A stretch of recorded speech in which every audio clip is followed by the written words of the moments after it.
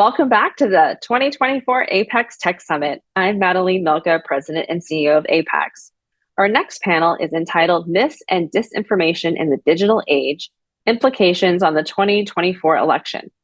Many AA and HPIs get their news through social media, WeChat, and other newer technologies, many of which have been under the spotlight for having active disinformation campaigns during previous election cycles. In our highly polarized political environment, is it safe to continue relying on information available online? This panel will examine the potential for false information about the 2024 election, the impact on A and HPI communities, and what industry sector leaders are doing to address the problem.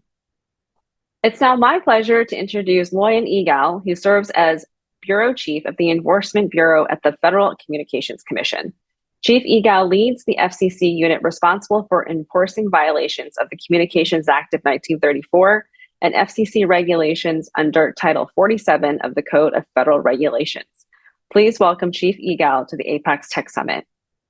Thank you, APAICS, for the invitation to the Technology Summit and to speak about some of the work we are doing at the Federal Communications Commission to combat the use of the U.S. Communications Network to facilitate misinformation and disinformation in connection with malign influence and election interference activities.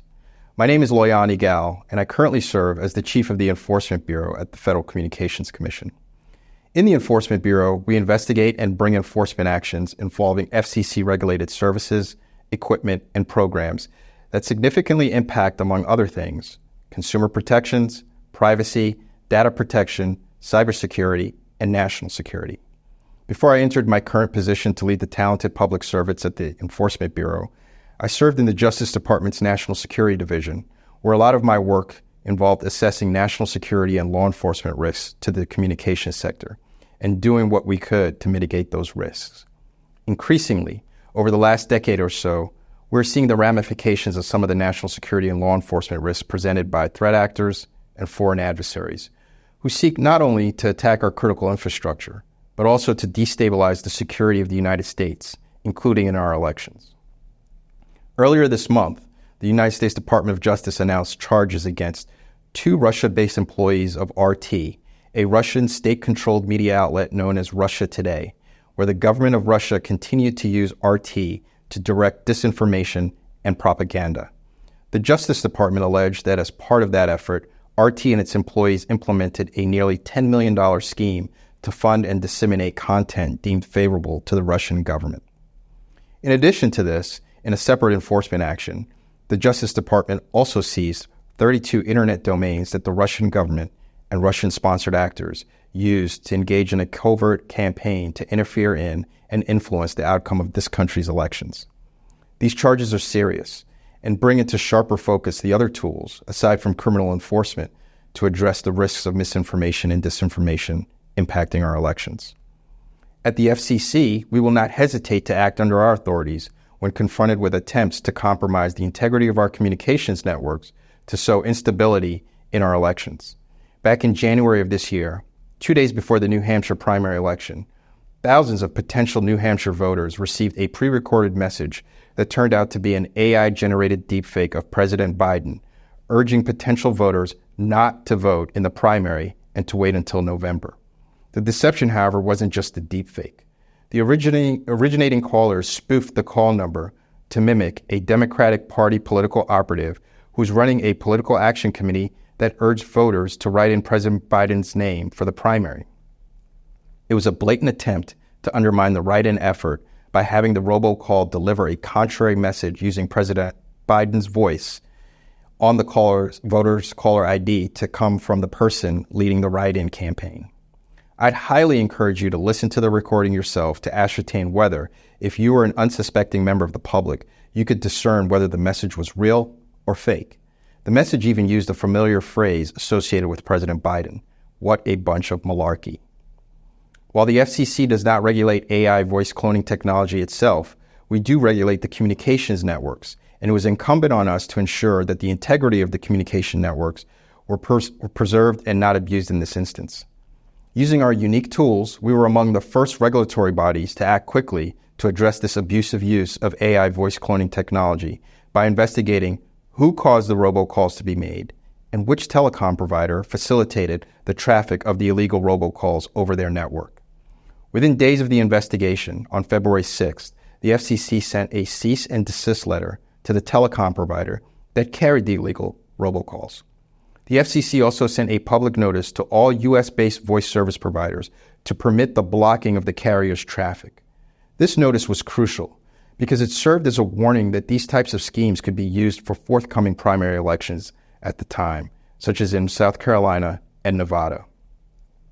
Later, we entered into a consent decree or settlement agreement with the telecom provider, which in addition to requiring the company to pay a $1 million civil penalty, would ensure that the company was meeting its Know Your Customer KYC obligations when carrying traffic so as to mitigate the harm that occurs when a determined bad actor combines spoofing with generative AI technology to target the American public. While there is still much work ongoing, I want to highlight a few things in closing.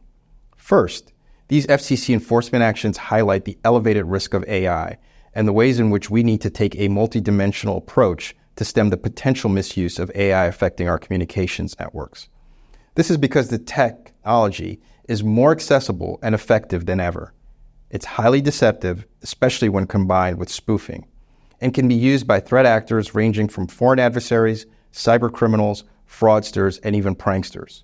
With a few tweaks here and there, the New Hampshire case I just described could be modeled to target voters in various states over a plethora of domestic and geopolitical issues. The FCC, under the leadership of Chairwoman Jessica Rosenworcel, has taken other actions to address some of these risks.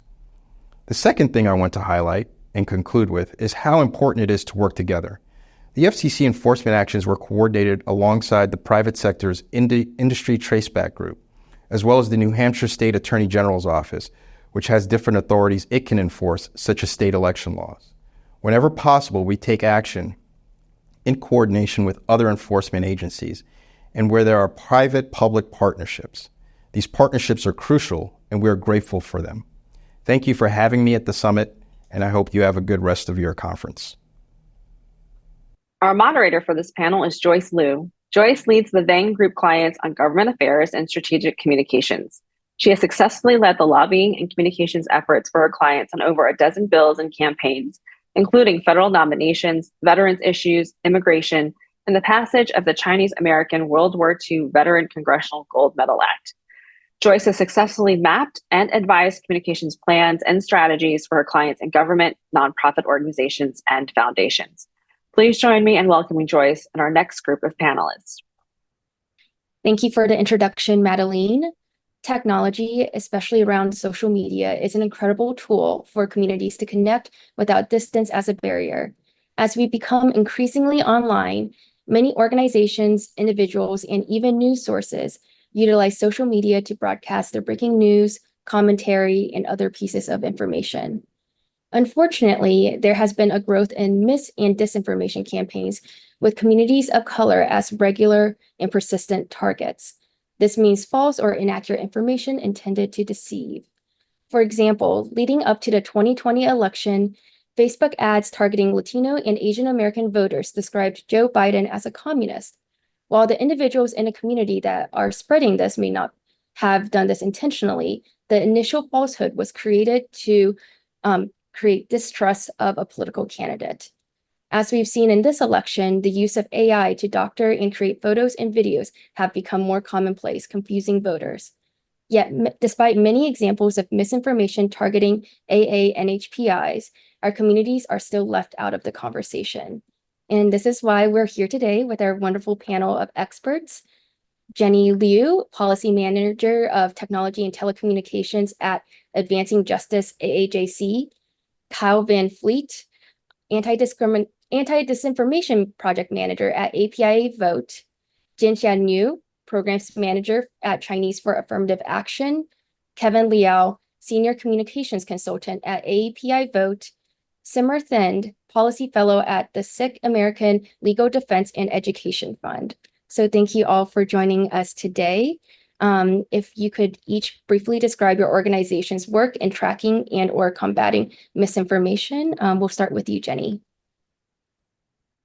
Great. Thanks so much, Joyce. And just wanted to quickly at the top give a thank you to APAICS and say that I'm excited to be with all of these other great panelists and be in conversation today. So just to reintroduce myself quickly, my name is Jenny. I work at Advancing Justice AAJC, where I manage our misinformation portfolio. So that means within that work, our organization is focused on understanding and documenting how mis and disinformation uniquely impacts Asian American communities. And so this work sits within our technology and telecommunications portfolio. So broadly, our team is really interested in understanding how members of our community can best reap the benefits of technology while simultaneously also seeking to protect people from its potential harms. I know we'll talk a little bit more about this later on in the presentation in depth, but I think generative AI and artificial intelligence is a great example of this, right? Something that has the great potential to benefit community with regards to translations, accessibility for disabled individuals, but can also easily be weaponized, used to target communities with disinformation, and it's trained on a lot of really harmful and biased data. But yeah, I think that there's a lot of really interesting topics that we're going to dive into during today's discussion, and I'm looking forward to chatting with the other panelists. And Kyle? Hi, so I'm Kyle Van Fleet. I am the Anti-Disinformation Project Manager at APIAVote. I have a similar role at the National AAPI Power Fund, where I also serve as the AAPI Narrative Advisor. At APIAVote, what we do is we monitor disinformation and problematic narratives, hate speech, and the like as it intersects with democracy and the AAPI community. And so what that means is every other week, we push out a report to our network of partners who are interested in being smarter on, what are the latest trends, and not just what are the latest trends, but how do we actually respond and combat these narratives that we're seeing disseminate online. So we're constantly building this network, and we're constantly building, trying to build a larger team so that we can try and make sure that we're capturing all the different trends affecting all the different issues and ethnic groups within the community to the best of our ability. So again, also want to thank you all for having me and for hosting this panel. I'm really excited to see where the conversation goes. Jinxia. Hi, everyone. My name is Jinxia. I'm the Program Manager of Digital Engagement at Chinese for Affirmative Action. It's a San Francisco-based civil rights organization. We are founded in 1969 to protect the civil and political rights of Chinese Americans and to advance multiracial democracy in the United States. So in my organization, I lead our effort to combat online disinformation, particularly for the Chinese American community. I manage multiple digital media outlets, particularly PLBA, the first Chinese language fact-checking website in the United States, and oversee our disinformation research and reports work, such as we just released the 2024 election disinformation report, exclusively coverage by NBC News, and also other special disinformation report like gun violence disinformation in Chinese and Asian American communities. Kevin. Hey everyone, my name is Kevin Liao. I'm a communications consultant for the AAPI Victory Fund. We, I think, are a little bit different than the rest of the folks on this panel in that we are a political action committee, the only national one that's specifically targeting the AAPI community. And so as a result, we are trying to convince voters to vote a certain way. But in order to do that, we are keenly aware of what they are seeing and absorbing on different social media platforms, different news outlets. There was an interesting stat a couple of years ago that more than half of Asian American voters said they have never been contacted by either political party. And so when that's the case, and we do see a lot of mis and disinformation flowing around, that could be some of the only political outrage or information they're getting. So, want to be keenly aware of what's out there, what's true and what's not, and what we can do to crack down on what's not accurate.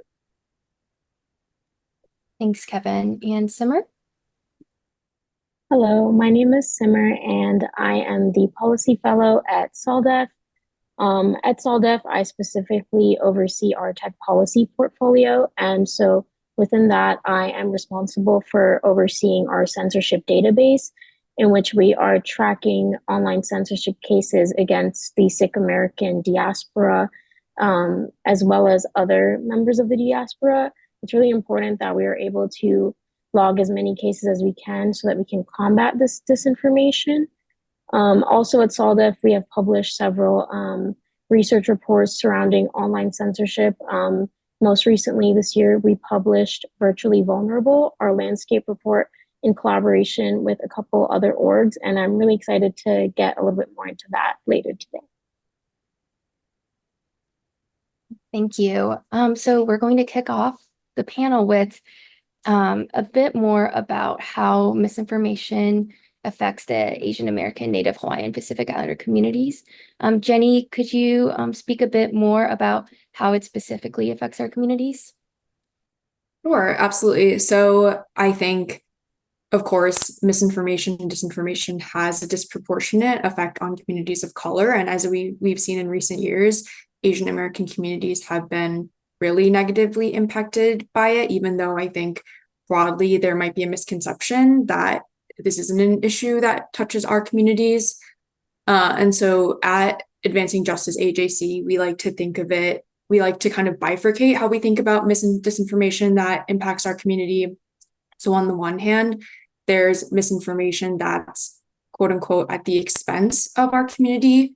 So I think in recent history, some of the primary examples that come up are a lot of the distortions and misinformations around the COVID-19 pandemic, uses of phrases like Kung flu or Wuhan virus, and this sort of conspiracy theories around the origin of the virus, and a lot of these misunderstandings or stereotypes that harken back to age-old misunderstanding or misconceptions of Asian Americans as like dirty or carriers of disease. And we know, of course, that the COVID-19, while it's the most pressing or recent example, it's not the first time that Asian Americans have been scapegoated for public health crises, thinking back to even the beginning of the 20th century and the bubonic plague, and how there was literally efforts by the Honolulu government to burn parts of the Chinatown there to the ground because the community there was scapegoated for bringing, quote unquote, bringing the disease to the island, and hundreds of people were displaced from their homes. So just an example of time and time again, and how we've historically seen this pattern of Asian Americans, and because of the misinformation that spreads about us, how that has really devastating impacts on our community. And then the kind of second part of this is misinformation that spreads within our community. So I'm sure we're going to go a lot into the specifics about this today, but thinking about how in different languages across different platforms, there's all sorts of different in-language disinformation campaigns that target our communities, a lot of which can be traced back to more quote unquote mainstream English language content. A lot of the times the content is directly translated. So some of the big topics there include election fraud, COVID-19, vaccines, public health, immigration, anti-Asian hate.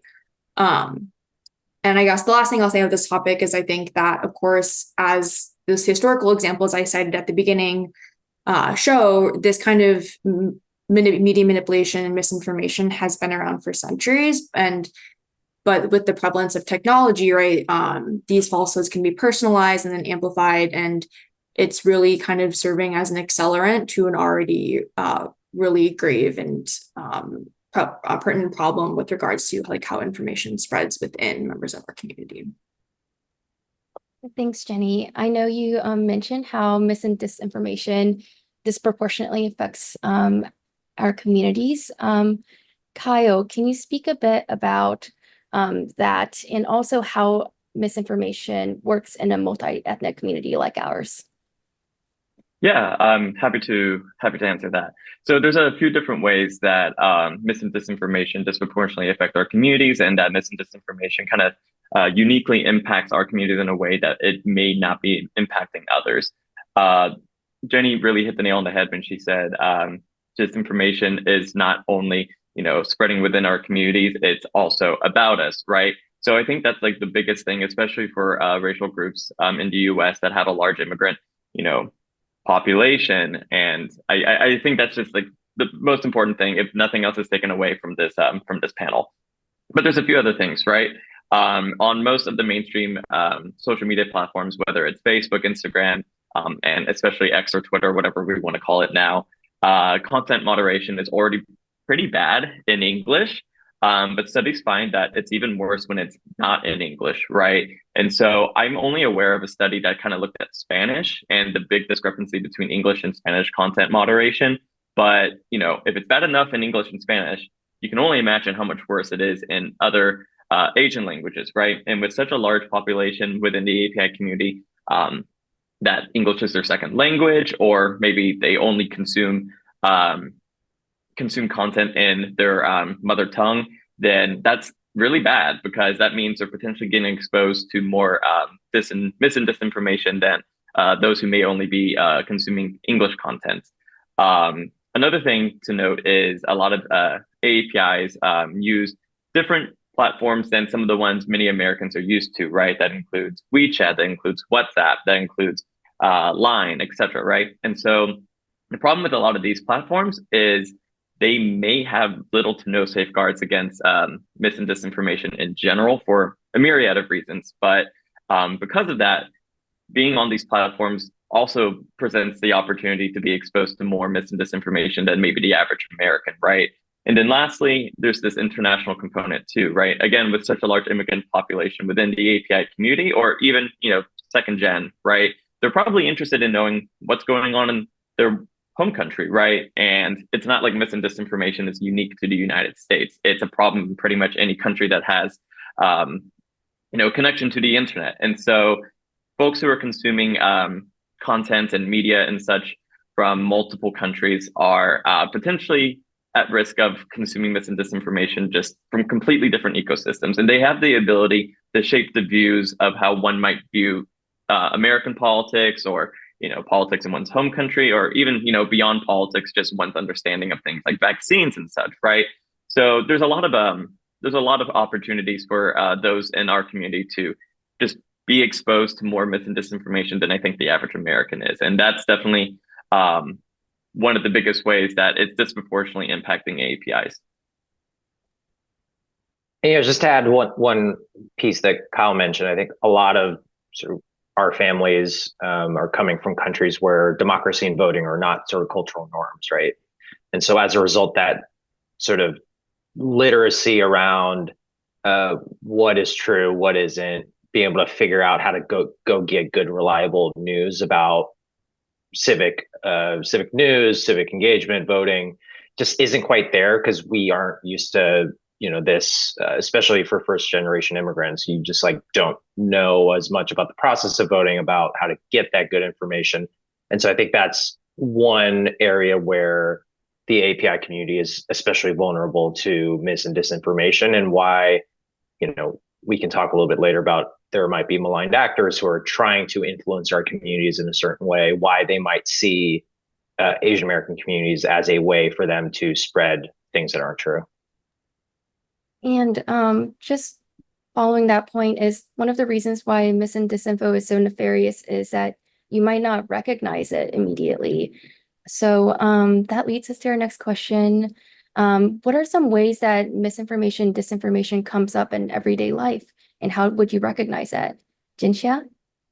Yes. So I think Kevin and also Cal give a very good summary of the dangers of the platforms, particularly in Asian American community we're using, in particular encrypted message apps like WhatsApp, WeChat, and Signal, Line.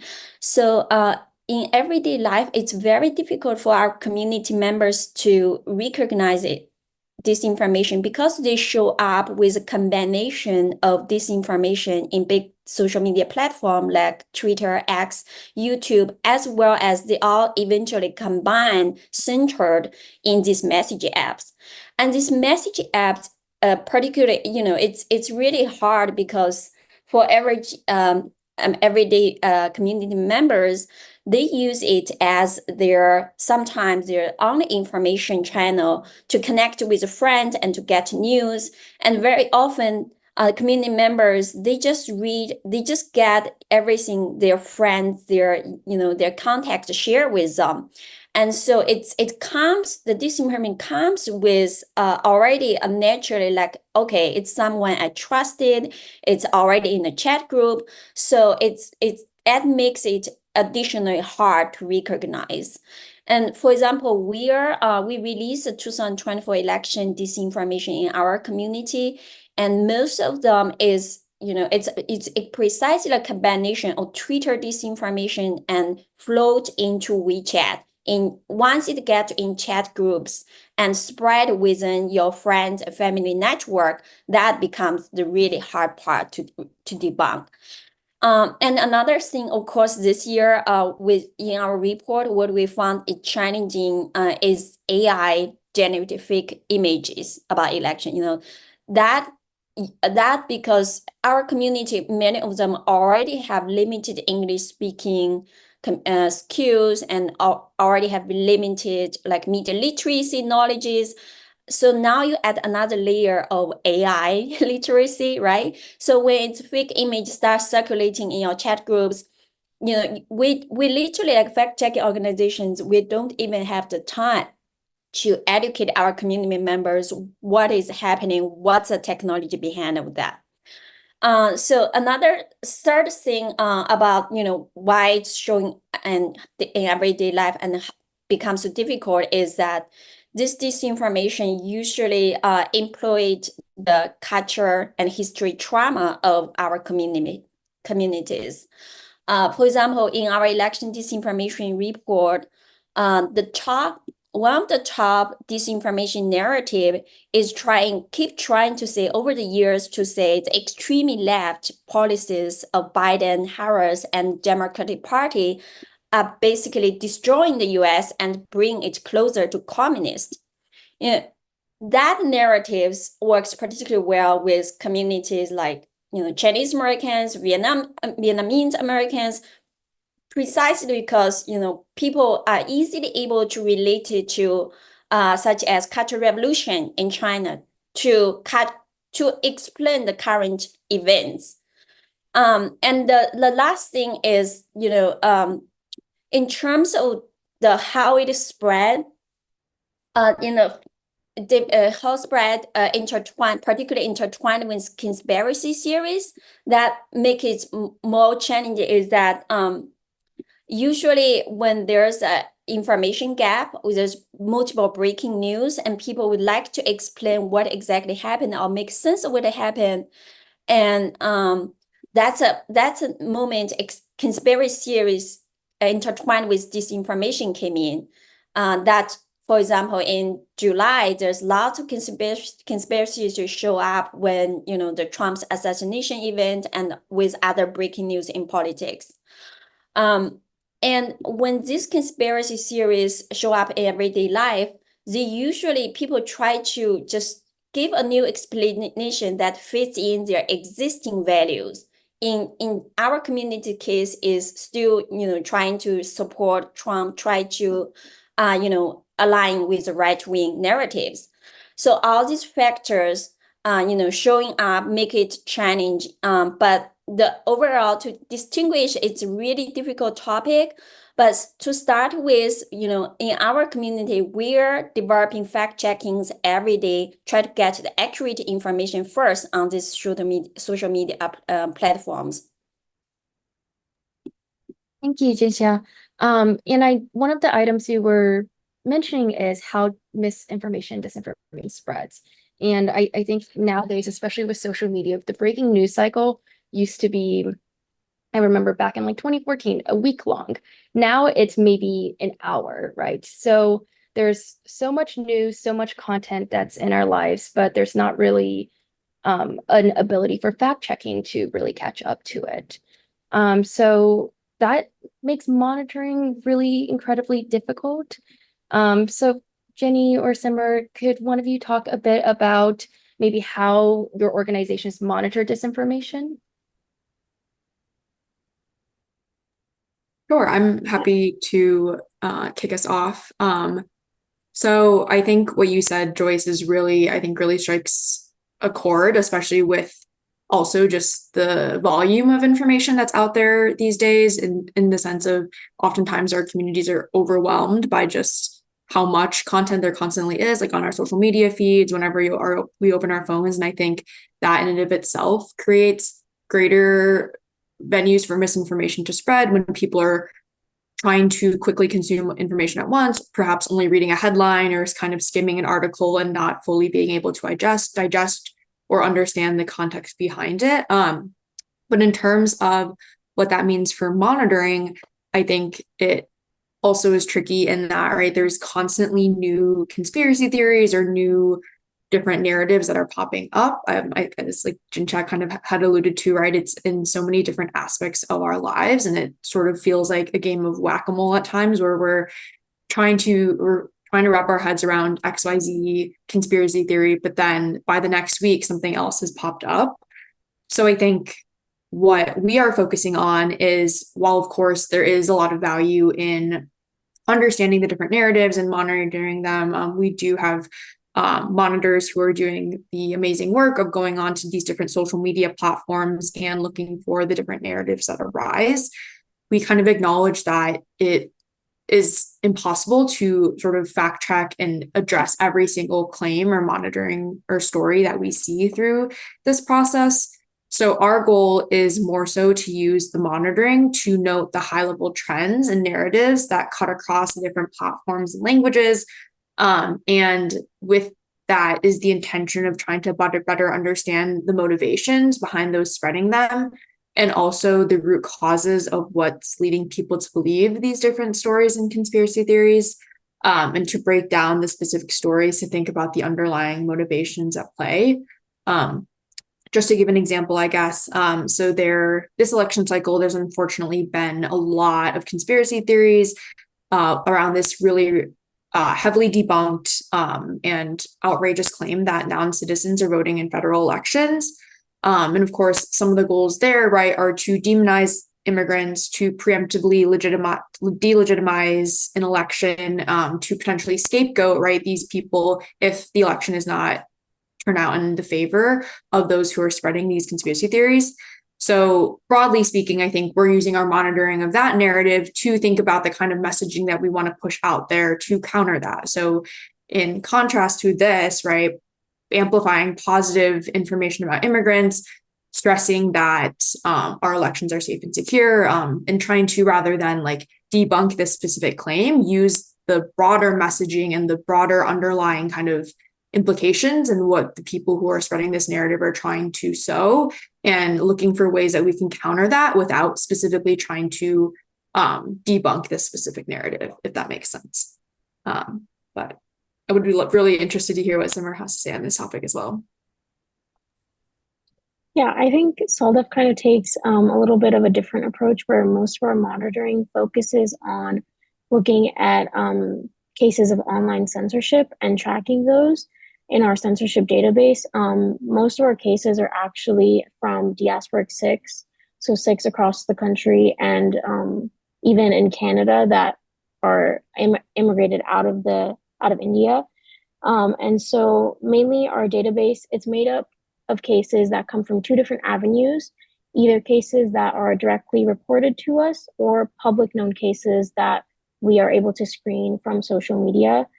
And that makes it really difficult, because then that raises the question of how do we increase reporting, and how do we invoke trust in our community and make them comfortable enough to report their censorship cases to us.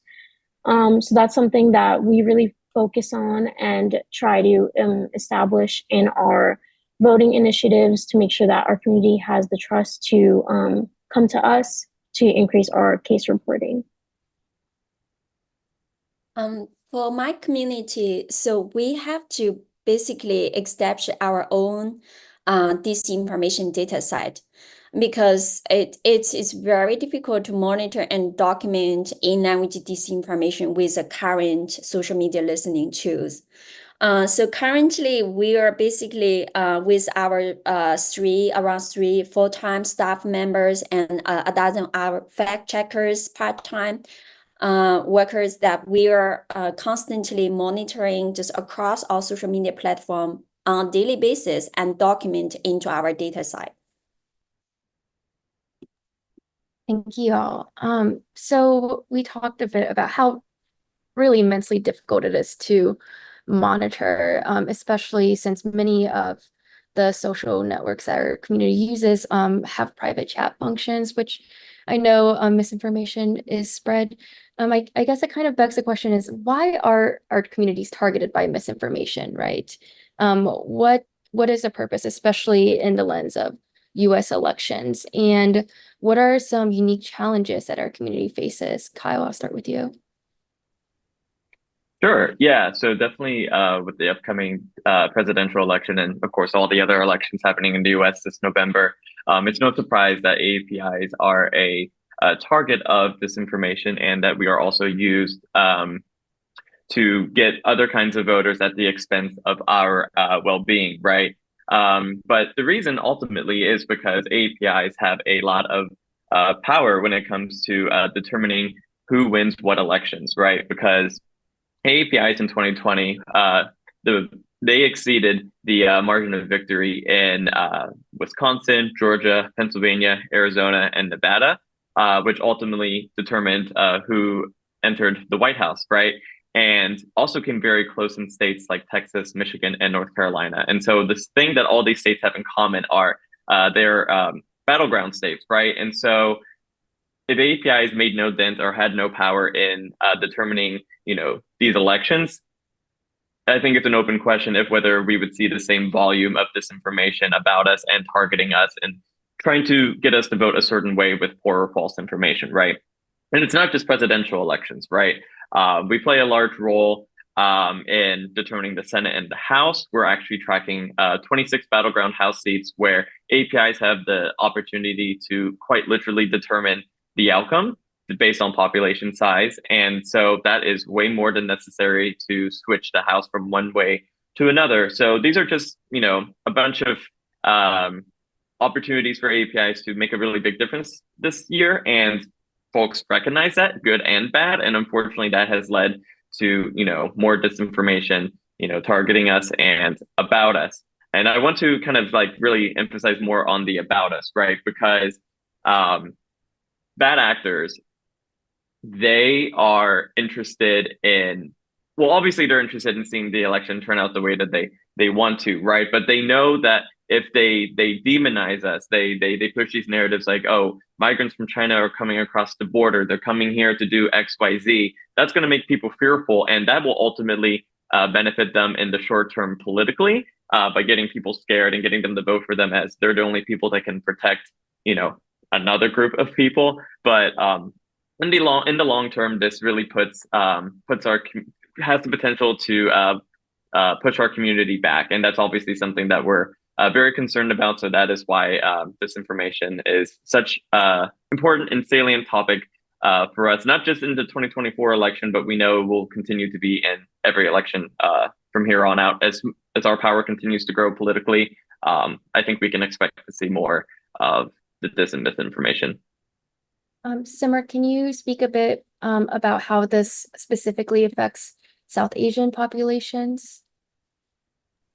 Yeah, of course. So as I had touched on a little bit before, SALDEF had published a landscape report entitled Virtually Vulnerable, and this was in partnership with Equality Labs, IMC, Hindus for Human Rights, and this specifically touched on online censorship of the Sikh diaspora, but also allied groups like Indian Muslims, Dalits, and Hindus against Hindu nationalism. And so all these minority groups within India have all experienced disinformation that has been propagated by the Indian government.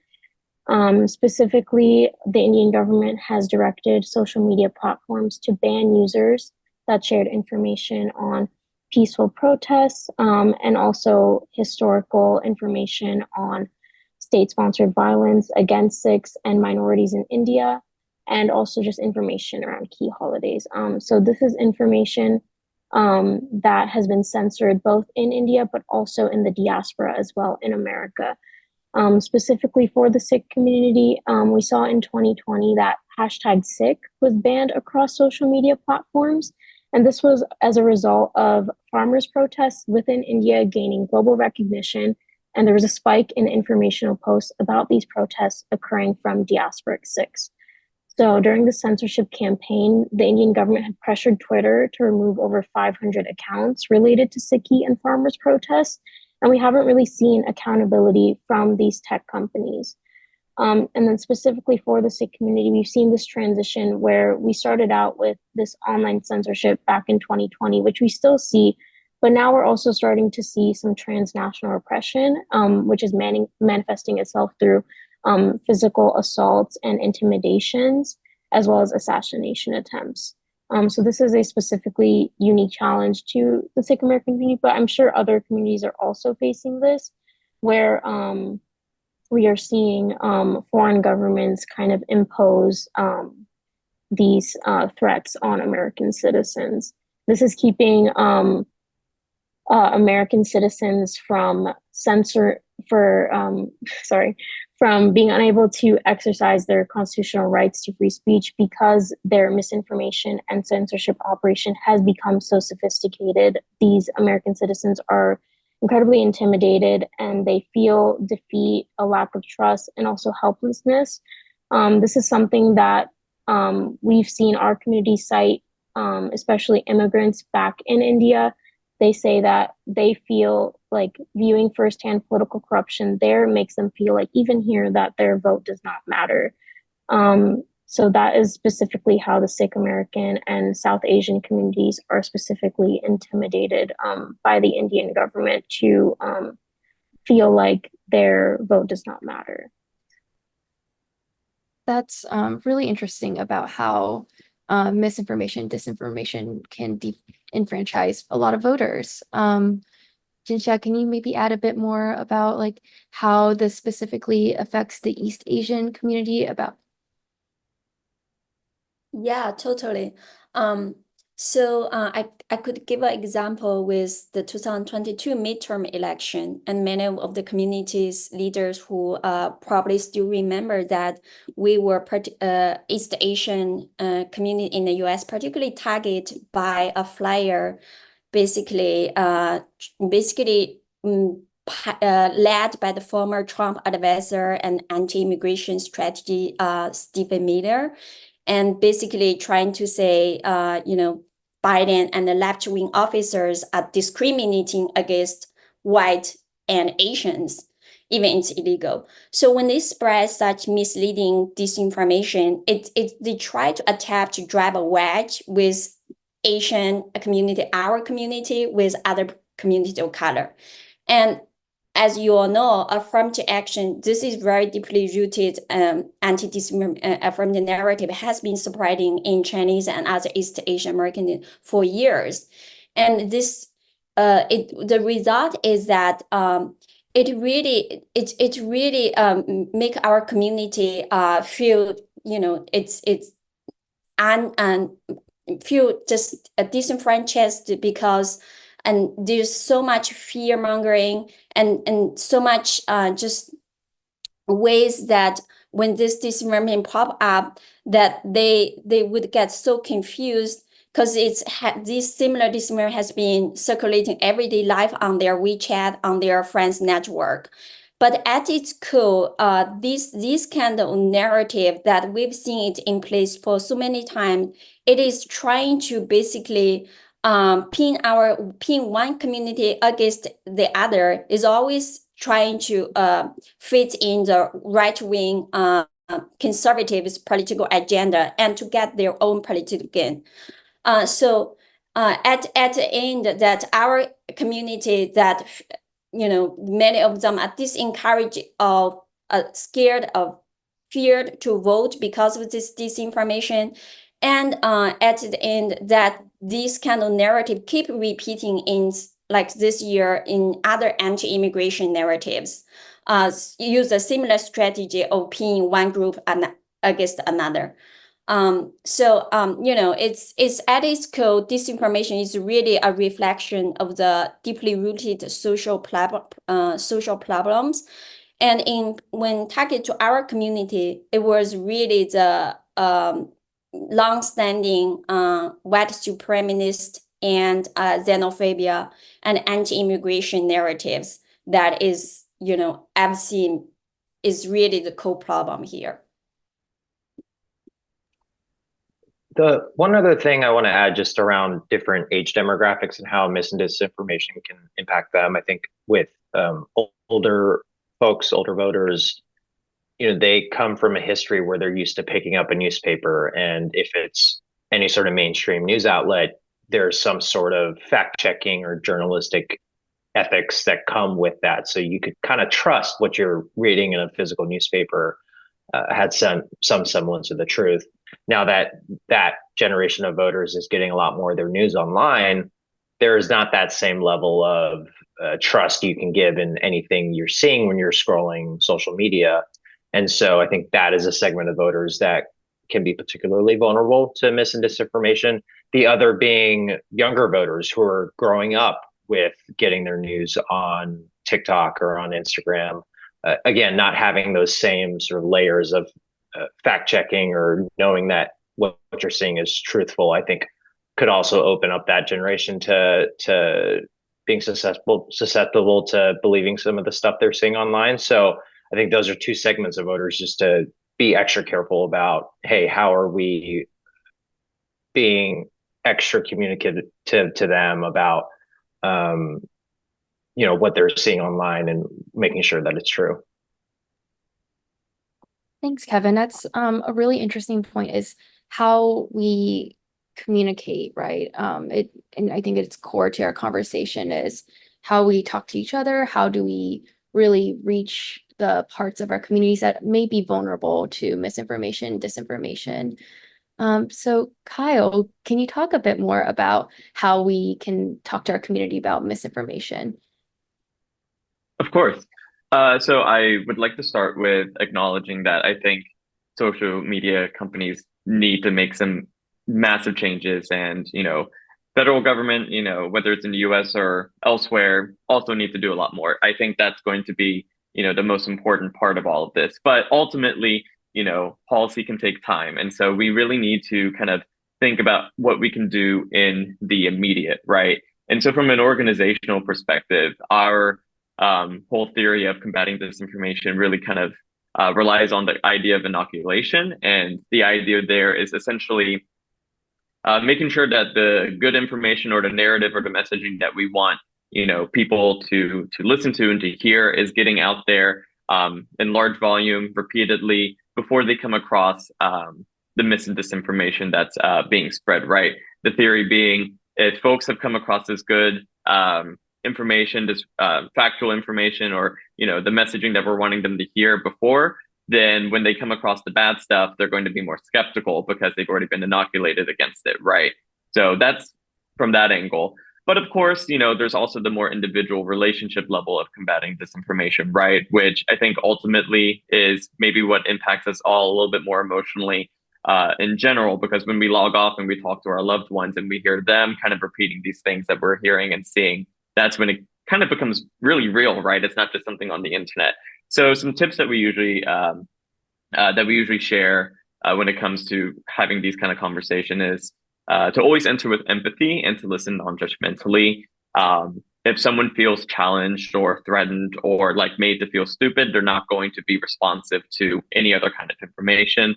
It's always important to meet them where they're at, because if they're understanding something one way and you're trying to explain a complex concept to them, you gotta talk to them in a language that makes sense to them. And then a couple of the tips that I would add in there is to never confront folks publicly. When people feel embarrassed, again, they're more likely to double down on their beliefs, and so it's more important to kind of take them, whether if it's in person, take them to another room when it's not awkward, or if it's online, to maybe send them a message or a text instead. And then lastly, it's just really important to know when to engage and not to engage, because again, engaging with some people it might just double down on their beliefs rather than be receptive. I think you kind of have to have a feeling of who is going to actually be willing to listen. So those are just some tips that we often share when it comes to talking to people individually, when it comes to combating disinformation. But ultimately, it's got to be a top-down solution, and seeing that social media companies are held accountable. Thanks, Kyle. And I think one of the points that you said about maybe not specifically talking about some of the inaccurate items that people are saying directly if they're not willing to listen really resonated, especially since sometimes you don't really want to fan the flames of bad information, right? And giving it oxygen. So as we're running into time, I always like to conclude my panels with a question about what the audience should take away. So what could our audience take away from this panel? Like, what's one thing they should do, tell their neighbors about combating misinformation? Simar, I'll start with you. Yeah, I think the main takeaway is that within the Asian American community, we see that we all have challenges that are of a wide variety, and we need to combat them in a multitude of different ways. For the Sikh American community, that specifically means in language outreach and also working with the community and meeting them where they are. And yeah, I think that's the main takeaway that I would say. Kevin? Very quickly, I think the folks on this call are doing amazing work, sort of mass disseminating what's true and getting information out there. I think we all can play a role. We all have our own networks of folks that follow us. And so just each of us doing our part to get out what's true and what's not. Jinxia? Yeah, so the core reason of disinformation spreading in our community is because fundamentally we lack of accurate information.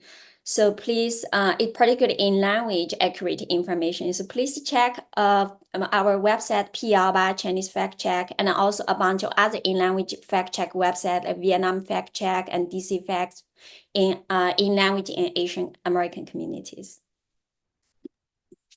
Kyle? Yeah, so the number one thing, if folks can take away anything, is do not engage with mis and disinformation online, whether you're loving it, you're hating it, you're fearful, or whatever the emotional response is. Social media algorithms love that type of stuff, and ultimately engaging with that bad content, regardless of how you feel about it, is only going to help spread it to a wider audience. So if you take away anything, don't engage with it. I know rage commenting is very real, and I think wanting to spread the truth is also very real. So that's great advice. Jenny? Yeah, I will say, I'll just wrap up by saying I think individual conversations can be really powerful. Definitely plus one a lot of what Kyle and the others have been saying around empathy and meeting people where they are.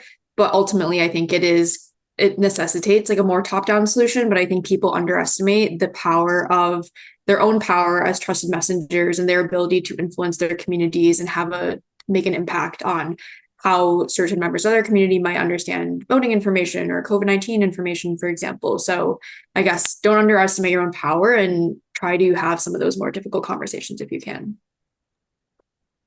All right. And so thank you so much to all of our panelists for joining us today. I highly recommend to our audience to check out the websites of their organizations. They're doing incredible work. There's a lot of incredible resources and also reports if you want to learn more. Thank you, APAICS, for holding this incredible conversation. I know a lot of people are lost and are really trying to figure out like what's the best way to find accurate information. How do they talk to their communities, their friends, families? So really, thank you, and have a great rest of your day.